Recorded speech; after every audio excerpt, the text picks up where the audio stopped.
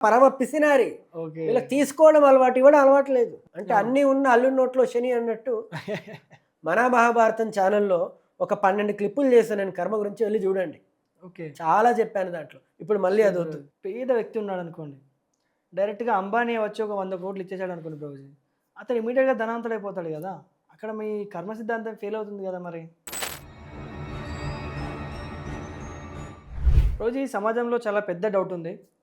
అంటే కొంతమంది పుట్టడమే చాలా ధనవంతుడిగా పుడతారు. ఇంకా కొంతమంది పుట్టడమే చాలా తీవ్రమైన పేదరికంలో పుడతారు. సో, దీనికి ఏదైనా స్పెషల్ కారణాలు ఉన్నాయా ప్రభుజీ? గరుడ పురాణంలో గరుడ పురాణం దీనికేమైనా కారణాలు చెప్తుందా?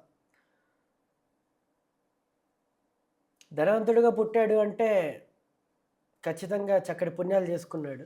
ఓకే. కానీ పేదవాడిగా ఎందుకు పుట్టాడు అంటే, గౌడ పురాణంలోని ధర్మకాండలోని 24 అధ్యాయంలో 46వ శ్లోకం చెప్తుంది దీని గురించి. ఎందుకు మనిషి పేదరికంలో పుడతాడు అనేది. పరమ పిసినారులు ఎవరైతే దాన ధర్మాలు చేయరో, వాళ్ళ డబ్బును సత్కార్యాల కొరకు వినియోగించరో, ఓకే. ఎవరి కోసం కూడా దానం ఇవ్వరో, డబ్బును వాళ్ళే దగ్గర పెట్టుకొని నేనే ఎంజాయ్ చేయాలి అని భావిస్తారు. అలాంటి పిసినారులు వాళ్ళు వచ్చే జన్మలో పేదవాళ్ళై పుడతారు. ఓకే. పేదవాళ్ళై పుట్టి చాలా బాధలు అనుభవిస్తారు. ఒక నదిలో ఒకతను కొట్టుకుపోతూ ఉన్నాడు. అయితే పక్కన ఇంకో పడవ పోతూ ఉంది. పోతూ ఉంటే వాళ్ళరే అందులో పడవలో ఉన్న వ్యక్తి, అరే నాకు తెలిసిన సేట ఆయన, తెలిసిన వ్యక్తి ఆయన అని చెప్పేసి కాపాడండి అంటే అటు వెళ్ళారు. వెళ్ళి చేయవండి చేయవండి, ఆ యువకుడు చేయి ఇలా చేయవండి చేయవండి అంటూ ఉన్నాడు. కానీ ఆయన ఇవ్వలేకపోతూ ఉన్నాడు. అరే చేయవండి చేయవండి అంటే ఆయన ఇవ్వలేకపోతూ ఉన్నాడు. చాలాసేపు ఇలా ఇలా నీళ్ళలో ఇలా కొట్టుకుంటూ ఉన్నాడు, కానీ చేయలేకపోతూ ఉన్నాడు. చివరికి ఆయన చెప్పాడు, ఆయన తెలిసిన వ్యక్తి ఆయన అన్నాడు, చేయి ఇవ్వండి అనకండి, ఆయన చేయి తీసుకోండి అనండి అన్నాడు. ఓకే. ఆయన ఎప్పుడైతే ఆ యువకుడు చేయి తీసుకోండి అన్నాడు, ఆయన వెంటనే ఇలా తీసుకున్నాడు అనమాట. ఓకే. తీసుకోవడం అలవాటు.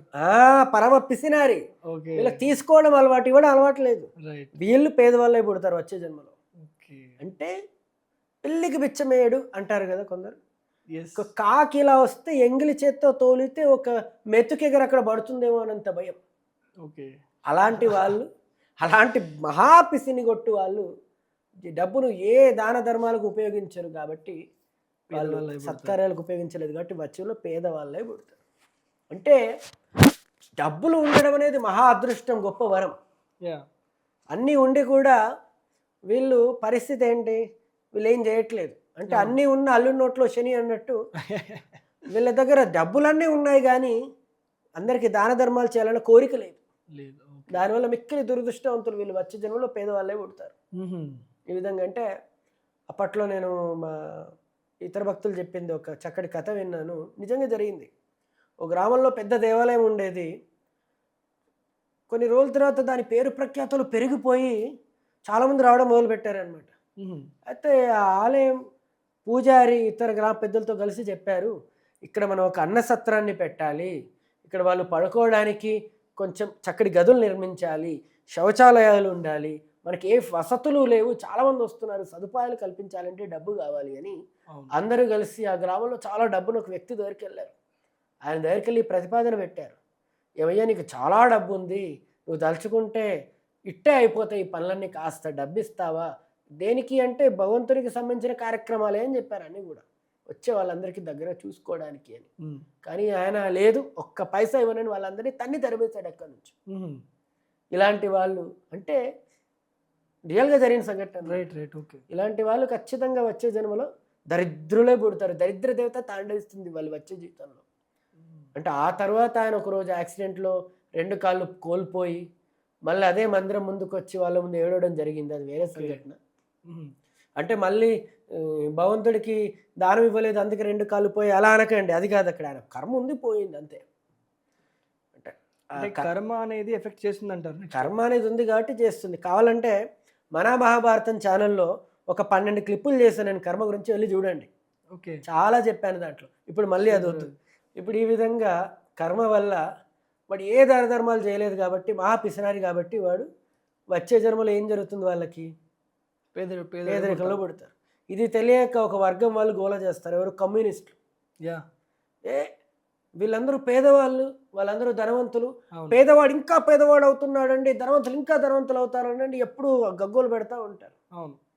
కానీ పేదవాళ్ళ మధ్యలో ఈ యొక్క ధనవంతుల మధ్యలో ఈ యొక్క వ్యత్యాసాన్ని తగ్గించాలి, అందరూ సమానమే, అసలు దేవుడు ఎక్కడున్నాడు అనుకుంటూ వాళ్ళు అరుస్తూ ఉంటారు. అవును.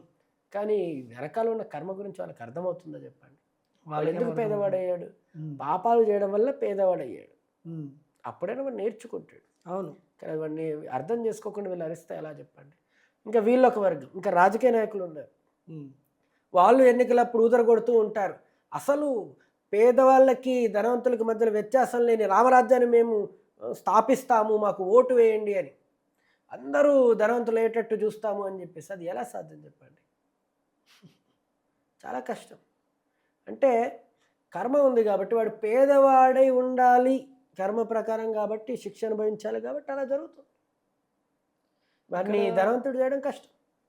ఈ రాజకీయ అవును. నాయకులు, కమ్యూనిస్టు వీళ్ళు ఎంత ప్రయత్నించినా వాడు తప్పు చేసిన వ్యక్తి శిక్షించబడతాడు అక్కడ. అవును. ఇది అర్థం చేసుకోవాలి మనం. అప్పుడు మనకు కాస్త ఆలోచన వస్తుంది ఈ ప్రపంచం ఎలా ముందుకు పోతుందన్న విషయం. ఇక్కడ చిన్న ప్రశ్న ప్రభుజీ. ఇప్పుడు ఒక పేద వ్యక్తి ఉన్నాడనుకోండి. డైరెక్ట్‌గా అంబానీ వచ్చి ఒక 100 కోట్లు ఇచ్చేసాడు అనుకోండి ప్రభుజీ. అతను ఇమ్మీడియేట్‌గా ధనవంతుడైపోతాడు గదా! అక్కడ మీ కర్మ సిద్ధాంతం ఫెయిల్ అవుతుంది గదా మరి. ఇప్పుడు కర్మ సిద్ధాంతాన్ని ఫెయిల్ చేయడానికి అంబానీని ఒప్పించి 100 కోట్లు ఇప్పించి ఇప్పుడు మీ కర్మ సిద్ధం ఫెయిల్ అయిందని మీరు అనొచ్చు. అవును. కానీ నేను చెప్పేది ఏంటంటే ఆయన చెడు కర్మలు చేయడం వల్ల పేదవాడిగా పుట్టాడు. అవును. కానీ ఆయన కొన్ని మంచి కర్మలు చేశాడు, దానివల్లే అంబానీ అంతటోడు వచ్చి 100 కోట్లు ఇస్తున్నాడు. అది కర్మే. లేకపోతే అంబానీకి పనేంటి చెప్పండి? ఆయన వచ్చి 100 కోట్లు ఎందుకు ఇస్తాడు చెప్పండి? అంటే కరెక్ట్ ప్రభుజీ. ఏదో మంచి కర్మ చేసుకున్నాడు కాబట్టి మీరు దురుద్దేశంతో కర్మ సిద్ధాంతాలని ఫెయిల్ చేయాలని ప్రయత్నించిన ఆయన పట్ల మంచి జరుగుతుంది. ఎందుకంటే ఆయన మంచి కర్మ చేసుకున్నాడు కాబట్టి. అది కర్మే తప్ప కర్మను ఫెయిల్ చేయడం అంటూ లేదు అక్కడ. అర్థమైందా? అర్థమైందండి ప్రభుజీ క్లియర్‌గా. ఈ విధంగా ఆయన కర్మ మంచి కర్మ ఉంది కాబట్టి 100 కోట్లు వస్తున్నాయి ఆయనకి. కర్మలో లేకపోతే ఏమీ కాదు. మీకు ఇంకో విషయం చెప్తాను. ఒకసారి శివపార్వతులు అలా వెళ్తూ ఉన్నారంట. ఓకే. వెళ్తూ ఉంటే ఒక పేదవాడిని చూసి హ్మ్. పార్వతీమాత చాలా జాలిపడి స్వామి కనికరించండి, బాధపడుతున్నాడు అనింది.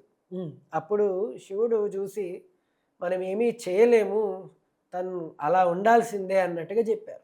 హ్మ్. లేదు స్వామి నేను ప్రయత్నిస్తాను, నేను ఆయనకి సాయం చేస్తాను అని పార్వతీమాత వెళ్ళిపోయింది. ఓకే. వెళ్ళి ఒక చిన్న పాపలాగా దివ్యమైన తేజస్సుతో హ్మ్. చిన్న పాపలాగా వెళ్ళి హ్మ్. ఈ గుమ్మడికాయ తీసుకోండి అని ఇచ్చింది. హ్మ్. అప్పుడు చెప్పింది ఇది ఇంటికి తీసుకెళ్ళి వండుకొని తినండి అనింది. హ్మ్. అప్పుడు ఆయన సరే అన్నాడు, ధన్యవాదాలమ్మా అన్నాడు. హ్మ్. ఆయన అనుకున్నాడు దీన్ని ఎక్కడైనా అమ్మాలి అనుకున్నాడు. ఓకే. అయితే పార్వతీమాత ఏం చేసింది, హ్మ్. ఆ యొక్క గుమ్మడికాయ నిండా వజ్రాలు వైడూర్యాలు పెట్టి ఇచ్చింది. ఇంటికి ఓకే. తీసుకెళ్ళి వండుకోవడానికి ప్రయత్నిస్తే అవన్నీ వచ్చి ధనవంతుడు అయ్యేవాడు. అవును. కానీ శివునికి తెలుసు వాడి నెత్తిన దరిద్రం కూర్చుంది. ఏం ఓకే. చేశాడు, ఇంటికి తీసుకెళ్ళి తింటే ఏమొస్తుంది, దీన్ని ఎవరికైనా అమ్మితే కొన్ని నాణాలు వస్తాయి కదా అని వెళ్ళి హ్మ్. ఒక వ్యాపారికి అక్కడ ఉండే ఒక రైతుకి ఇచ్చేసి కొన్ని నాణాలు తెచ్చుకొని ఆనందపడుతూ ఉన్నాడు. అమ్మాయి కొన్ని నాణాలు వచ్చాయని. హ్మ్. పార్వతీమాత తలబట్టుకొని ఏం చేసావు నాయన అనుకుంది. ఓకే. శివుడు నవ్వుతూ ఉన్నాడు. సరే కొన్ని నాణాలైనా వచ్చాయి కదా అంది ఓకే. పార్వతీమాత. అవి తీసుకొని నది గట్టున నడుస్తూ కొన్ని నాణాలు వచ్చి నడుస్తూ ఉన్నాడు ఆనందంతో. ఆ! అకస్మాత్తుగా కాలు జారి నదిలో పడిపోయాడు. ఆ నాణాలన్నీ కూడా పోయాయి అన్నమాట. ఆ నాణాలు కూడా పోయి వాడు పేదవాడు లాగానే ఉండాల్సి వచ్చింది. ఈ విధంగా ఉందన్నమాట వాడి పరిస్థితి. కాబట్టి ఈ రకంగా అర్థం చేసుకొని శివపార్వతులు అక్కడి నుంచి వెళ్ళిపోవడం జరిగిందనమాట. ఓకే. అంటే హ్మ్. వాళ్ళు బాధపడుతున్నారు అంటే పూర్వజన్మ కర్మ ఫలము అని మనం అర్థం చేసుకోవాలి. అవును. ఆ భక్తులు కాని వాళ్ళు ఏం చేస్తారు అంటే వాళ్ళు పాపాలకు శిక్ష అనుభవిస్తారు. అవును. కానీ ఎవరైతే భక్తులో వాళ్ళ కర్మ అనేది సాక్షాత్ భగవంతుని చేతుల్లో ఉంటుంది. అది భగవంతుడు చూసుకుంటాడు. కాబట్టి ఈ పేదరికం గురించి మీరు అడిగిన ప్రశ్న చాలా బాగుంది. పిసనారులు పేదవాళ్ళు అవుతారు. కాబట్టి దాన ధర్మాలు చేయడానికి ప్రయత్నిస్తే చాలా బాగుంటుంది.